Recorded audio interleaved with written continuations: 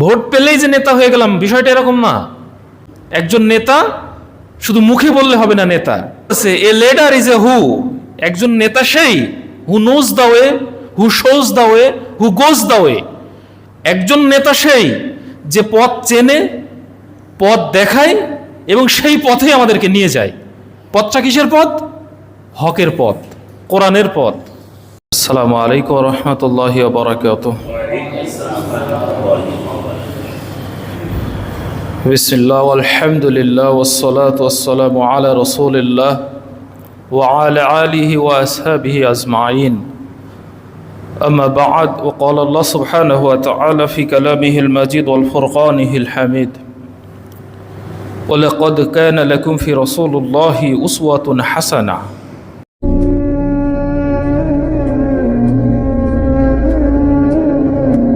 উকাজের যে মেলা হয়, এই মেলাকে কেন্দ্র করে এক ধরনের যুদ্ধ সংগঠিত হয়। এই যুদ্ধের নাম আমরা জানি ফিজারের যুদ্ধ। কিসের যুদ্ধ? ফিজারের যুদ্ধ। রাসূল সাল্লাল্লাহু আলাইহি ওয়াসাল্লামের বয়স তখন 20 বছর। উকাজ মেলাকে কেন্দ্র করে একটা যুদ্ধ সংগঠিত হয়। এই যুদ্ধের নাম হলো ফিজার যুদ্ধ। এই যুদ্ধে তিনি কি করেছিলেন? তিনার যে আপন রক্তের সম্পর্কে চাচা, ইনারা যখন আহত হতেন তখন তাদেরকে বিভিন্ন ধরনের তীর থেকে আঘাতপ্রাপ্ত যেন না হয়, এরকম তীর থেকে তিনি বাঁচানোর জন্য চাচারা আহত হয়েছেন সেই সব চাচাদেরকে আবার বাসায় নিয়ে আসা, চাচাদেরকে সেবা যত্ন করার জন্য তখন তিনি কাজ করেছেন। দেখেন 20 বছরের যুবক, এখন তো 20 বছর হলে কি হয়, একটা অ্যান্ড্রয়েড ফোন পেলেই এখনকার 20 বছরের যুবক জাস্ট হারিয়ে যায়, তাকে আর কোনো কাজে খুঁজে পাওয়া যায় না, ঠিক কিনা? সামাজিক কোনো কাজে তাকে দেখা যায় না। কিন্তু রাসূল সাল্লাল্লাহু আলাইহি ওয়াসাল্লাম বয়স 20 বছর। ওই সময় ফিজারের যুদ্ধে চাচারা আঘাতপ্রাপ্ত হচ্ছেন, এই যুদ্ধের ময়দানেও চাচাদেরকে সহযোগিতা করছেন। সুবহানাল্লাহ। তাহলে লিডারশিপ কিন্তু আস্তে আস্তে গড়ে ওঠে একটা মানুষের ভিতরে, আস্তে আস্তে কি হয়, গড়ে ওঠে। 20 বছর জীবন, তখন থেকেই তিনার ভিতরে একটা লিডারশিপ গড়ে উঠেছে। এই যুদ্ধে অনেক ক্ষয়ক্ষতি হয়, মানুষের প্রাণহানি হয়, সম্পদের ক্ষতি হয়। এই ক্ষতি থেকে বাঁচার জন্য রাসূল সাল্লাল্লাহু আলাইহি ওয়াসাল্লাম একটা সংগঠন তৈরি করলেন। সুবহানাল্লাহি ওয়া বিহামদিহি। সংগঠনের নাম কি? হিলফুল ফজুল বা হালাফুল ফজুল। এই সংগঠনটা তৈরি করলেন এবং তারা নিজেদের ভিতরে কম্প্রোমাইজ করে নিলেন এই রকম ক্ষতি যেন সামাজিকভাবে আর কোনোদিন না হয়। এজন্য আমরা হিলফুল ফজুল গঠন করলাম। এই হিলফুল ফজুলের কয়েকটা পয়েন্ট আমরা আলোচনা করতে পারি। নাম্বার 1, হিলফুল ফজুলের যে 1 নম্বর পয়েন্ট ছিল, সামাজিকভাবে আমরা কি করব, সমস্ত প্রকার অশান্তি, সমস্ত প্রকার অরাজকতা আমরা দূর করব ইনশাআল্লাহ। নাম্বার 2, বিদেশিরা যারা আসবে ব্যবসা বাণিজ্যিক কাফেলা নিয়ে, বিদেশিরা যারা চলাফেরা করবে, এই তাদেরকে আমরা নিরাপত্তা দেব জান এবং মালের। নাম্বার 3, দারিদ্র ও দুর্বলদেরকে আমরা দান করব। নাম্বার 4, অত্যাচারী এবং অনাচারী যারা, তাদের হাত থেকে দুর্বলদেরকে আমরা বাঁচানোর জন্য চেষ্টা করব। এই যে আরবের অবস্থা এইরকম ছিল যে মানুষের সম্পদ নিয়ে কি করত, ভোগ করত। কিন্তু এই মুহূর্তে রাসূল সাল্লাল্লাহু আলাইহি ওয়াসাল্লাম একটা সামাজিক সংগঠন তৈরি করলেন। সংগঠনটার নাম হিলফুল ফজুল। কয়েকটা শর্ত দিলেন যে দেশে কোনো অরাজকতা অশান্তি আমরা করতে দেব না, আমরা বিদেশি যারা আসবে তাদেরকে আমরা জানমালের হেফাজত করব, কারো জিনিস অন্যায়ভাবে আত্মসাৎ করব না, আমরা মানুষকে যারা দুর্বলভাবে ভাবে, যেসব মানুষকে দুর্বলভাবে অত্যাচার করে আমরা তার পাশে দাঁড়াবো, এবং অত্যাচারী এবং অনাচারী যারা, তাদের পক্ষে আমরা থাকবো না, দুর্বলদেরকে আমরা বেশি বেশি করে দান করবো। সুবহানাল্লাহ। তো আমাদের সমাজে এইগুলোর প্রয়োজন আছে না নাই? আছে না? আমাদের সমাজে কি হয়, অনেক মানুষ আছে একটা মেয়েকে বিয়ে দেওয়ার জন্য মানুষের কাছে হাত পাতে, আছে না নাই?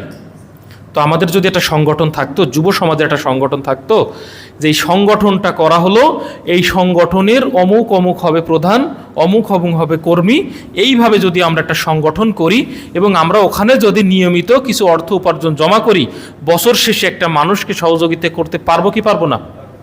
তাহলে সামাজিকভাবে এগুলো করার দরকার আছে না নাই? আছে, কারণ রাসূল সাল্লাল্লাহু আলাইহি ওয়াসাল্লাম জীবনে এগুলো করে দেখিয়ে গিয়েছেন।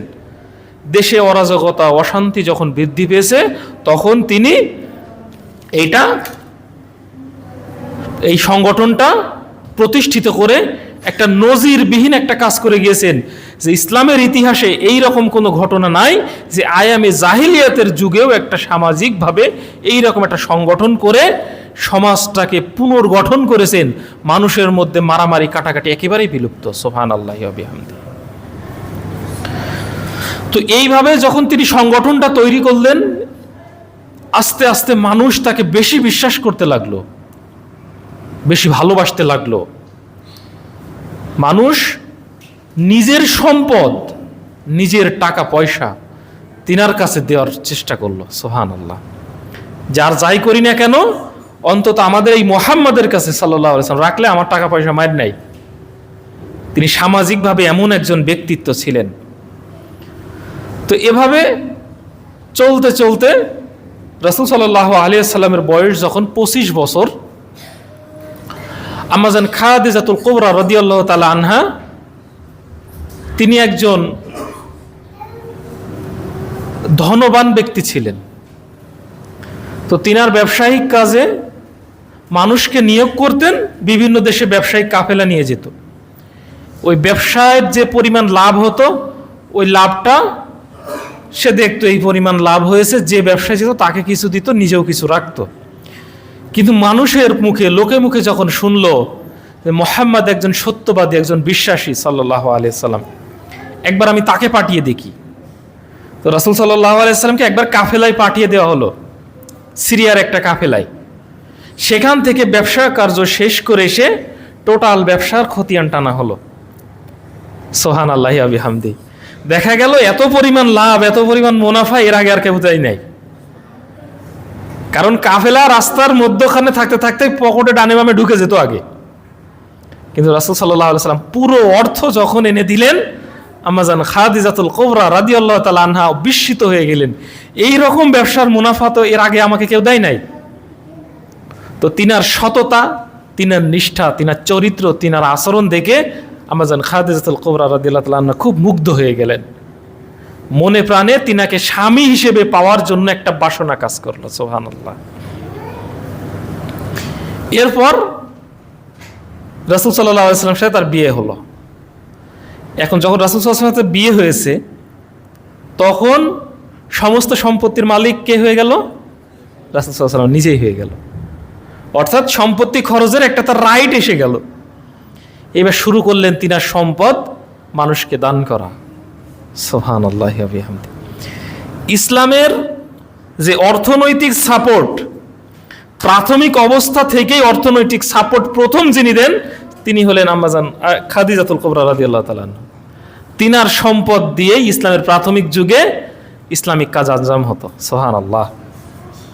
যাবতীয় খরচ সবকিছু, মানুষকে দান, মানুষের সাহায্য সহযোগিতা তিনার হাত দিয়েই হতো। এবং তিনার দানের ঘটনা আমরা জানি না তিনি কেমন দানশীল ছিল। রাসূল সাল্লাল্লাহু আলাইহি সাল্লাম থেকে সাহাবীরাও একই পর্যায়ে দান শিখেছেন, সাহাবীরা নিজেরাও দান করেছেন। মুতার যুদ্ধের কথা মনে আছে না আমাদের? মুতার যুদ্ধের যে দান, এই দানের ঘটনা আমরা জানি না? আবু দাউদের হাদিস দেখবেন, এখানে উল্লেখ আছে যে যখন মুতার যুদ্ধের জন্য আল্লাহর রাস্তায় দান করার প্রয়োজন আসলো, তখন সকল সাহাবীরা দান করবে বলে তাদের সম্পদগুলো দিতে থাকলো। মা বোনেরা নাকের নাকফুল, কানের কানেরতা, গলার মালা, এই স্বর্ণের জিনিসগুলোও দান করতে থাকলো, যে ইসলামের স্বার্থে এখন দানের প্রয়োজন। তো ওই দিন উমর রাদিয়াল্লাহু তাআলা আনহু চেষ্টা করলেন, আজকে আমি দান করি আবু বকর রাদিয়াল্লাহু তাআলা আনহুকে হারিয়ে দিব। আবু বকর রাদিয়াল্লাহু তাআলা আনহু এবং উমর রাদিয়াল্লাহু তাআলা আনহুর মধ্যে গোপনে গোপনে কিন্তু একটা প্রতিযোগিতা চলতো, ভালো কাজের প্রতিযোগিতা, ভালো আমলের প্রতিযোগিতা। এখন নেতাদের ভিতরে চলে অর্থ আত্মসাতের প্রতিযোগিতা, এখন নেতাদের ভিতরে প্রতিযোগিতা চলে বাসাবাড়ি তৈরি করার প্রতিযোগিতা, দুনিয়াবি ক্ষমতা নেওয়ার প্রতিযোগিতা। কিন্তু সালফে সালেহিন সাহাবীদের মধ্যে প্রতিযোগিতা ছিল ভালো আমলের, নেক আমলের প্রতিযোগিতা। আল্লাহু আকবার। তো ওই দিন উমর রাদিয়াল্লাহু তাআলা আনহু বললেন, আজকে আমি আবু বকর রাদিয়াল্লাহু তাআলা আনহুকে হারিয়ে দিব। তো উমর রাদিয়াল্লাহু তাআলা আনহু তিনার সম্পদের যা ছিল তার অর্ধেক, কথা শুনতেছেন, মনোযোগ আছে, সম্পদের অর্ধেক দান করে দিলেন। সুবহানাল্লাহি ওয়া বিহামদিহি। রাসূল সাল্লাল্লাহু আলাইহি ওয়াসাল্লাম সে কথা জিজ্ঞাসা করলেন, তিনি বলছেন যে মা আবকাইতা আহলিকা, তুমি তোমার পরিবারের জন্য কি রেখে এসেছো? তো তখন তিনি বললেন কুলতু মিসলাহু, এখানে যেটা দেখছেন এই সমপরিমাণ আমি পরিবারের জন্য রেখে এসেছি। অর্থাৎ আমার যা সম্পদ ছিল আমি অর্ধেক এখানে দান করেছি, অর্ধেক কি করেছি, মানুষের জন্য দান করে দিয়েছি। ওসমান রাদিয়াল্লাহু তাআলা আনহুকে জিজ্ঞাসা করা হলো, তুমি তোমার সম্পদের কি দান করতে চাও? তখন তিনি বললেন, যতগুলো লোক যাবে, প্রায় 30,000 সৈন্য, বলল 30,000 সৈন্য যাবে, 15,000-এর থাকা খাওয়া বাসস্থান, তাদের খাওয়া দাওয়ার সবকিছু খরচ আমি উসমান দিব।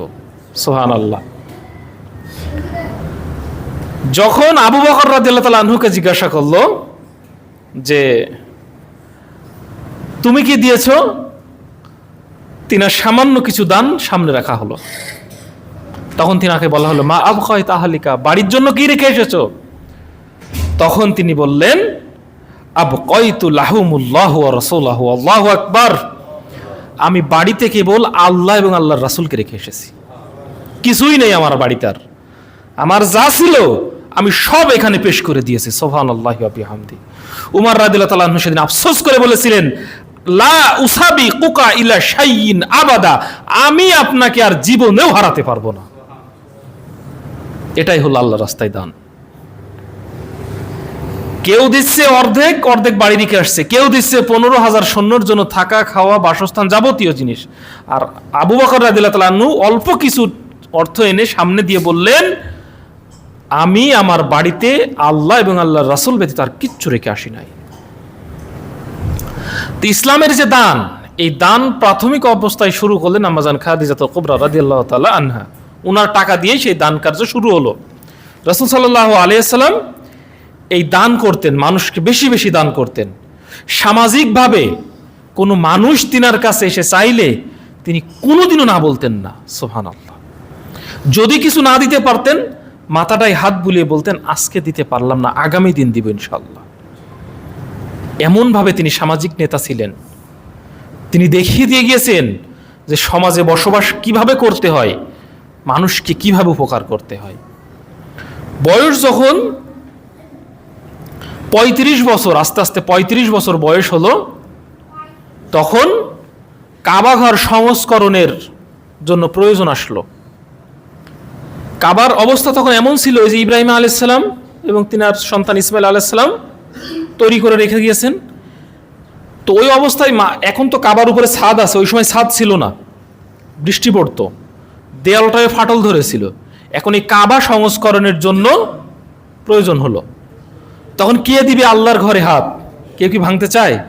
মনের মধ্যে ভয় হয় না যে কিভাবে কি না জানি কি হয়ে যায়, কোনো সমস্যা হয় কিনা, কারো কোনো ঝামেলা হয় কিনা। তো ওয়ালিদ বিন মুগীরা রাদিয়াল্লাহু তাআলা আনহু ইনি সর্বপ্রথম যে কাবা ঘর ভাঙতে শুরু করলেন। যে আল্লাহ, আমাদের অন্য কোনো বাজে উদ্দেশ্য নয়, উদ্দেশ্য আপনার এই ঘরটা সংস্করণ করা, ঘরটা সুন্দরভাবে মেরামত করা। তখন তিনি যখন দেখলেন ভাঙতেছেন, তখন দেখলেন আর কারো কোনো সমস্যা হচ্ছে না, কোনো ক্ষতি হচ্ছে না, তখন সবাই মিলে সেটা ভেঙে পুনর্গঠন করার কাজ শুরু করলেন। ওই কাবার ভিতরে ছিল বিভিন্ন সোনার বিভিন্ন সম্পদ। মানুষ কি করত? ওগুলো চুরি করে নিয়ে যেত। এই জন্য বেশি প্রয়োজন পড়েছিল আরো কাবাটাকে সংস্করণ করার জন্য। তো যখন কাবাটা সংস্করণ করার জন্য সবাই মিলে ভাঙতে লাগলো, ভাঙতে ভাঙতে ভাঙতে ভাঙতে যখন পুনর্গঠন করা হচ্ছে, এইবার একটা সমস্যা দেখা দিল। সমস্যাটা কি? যারা মক্কাতে মদিনাতে গিয়েছেন, মক্কাতে গিয়েছেন, যারা তাওয়াফ করেছেন তারা দেখবেন ওই কাবার একটা কালো পাথর আছে, কাবাতে যেটা বসানো হয় সেটাকে কি বলে? হাজরে আসওয়াদ, কালো পাথর। এই পাথরটাতে মানুষ চুমা দেয়। উমর রাদিয়াল্লাহু তাআলা একটা স্পষ্ট হাদিসে বলেছেন, হে কালো পাথর, আমি জানি তোমার কোনো ক্ষমতা নাই, কিন্তু আমি যদি রাসূল সাল্লাল্লাহু আলাইহি ওয়াসাল্লামকে চুমা দিতে না দেখতাম, আমি তোমাকে চুমা দিতাম না। সুবহানাল্লাহি ওয়া বিহামদিহি। স্পষ্ট সহিহ হাদিস। তো এই পাথরটা, একটা হাদিসে বর্ণিত আছে, এই পাথরটা ছিল সাদা, শুভ্র, ধবধবে, কিন্তু মানুষের গোনা নেওয়ার ফলে, শুষে নেওয়ার ফলে এই পাথরটা হয়ে গেছে কালো। তো এই পাথর নিয়ে এখন ঝামেলায় পড়ে গেল, এই পাথরটা কে ওখানে রাখবে? তখনকার যুগে এই পাথরটা বসানো ছিল খুব গৌরবের কাজ, খুব সম্মানের কাজ। এখন সামাজিক যারা বড় বড় নেতা ছিল, হয় না এরকম, আমাদের গ্রামে যদি 3-4টা গ্রুপ থাকে, এখন একটা ভালো কাজের প্রয়োজন যদি হয়, তো বলবে না যে আজকে এই দলের নেতা করবে, আরেকজন দলের নেতা বলবে না এই কাজটা আমরা করবো, এরকম হয় না, ঝামেলা বেঁধে যায় না?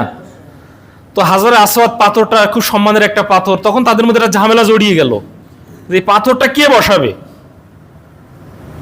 তখন উমাইয়া মাখজুমি বললেন, আচ্ছা ঠিক আছে, আগামীকাল সর্বপ্রথম যে কাবায় আসবে সকালবেলা, সেই ওই পাথরটা নিয়ে ওখানে বসাবে। সুবহানাল্লাহ, একটা ভালো উদ্যোগ নিলেন না? কারণ ওখানে সবার একটা মনের মধ্যে আশা আকাঙ্ক্ষা ছিল না যে এই পাথরটা আমি বসাবো, অমুক নেতা বলছে আমি বসাবো, অমুক নেতা বলছে আমি বসাবো। কিন্তু উমাইয়া মাখজুমি বললেন, আগামীকাল সকালে সর্বপ্রথম যে কাবায় উপস্থিত হবে, সেই ওই পাথরটা নিয়ে ওখানে যাবেন। সুবহানাল্লাহি ওয়া বিহামদিহি। পরের দিন সকালে দেখেন সর্বপ্রথম কে গিয়েছিলেন? রাসূল সাল্লাল্লাহু আলাইহি ওয়াসাল্লাম নিজেই। তখন লোকজন থেকে বলল, হাজ আলামিন, এ তো আমাদের বিশ্বাসী আলামিন, রদুনাহু, আমরা তিনার প্রতি খুশি।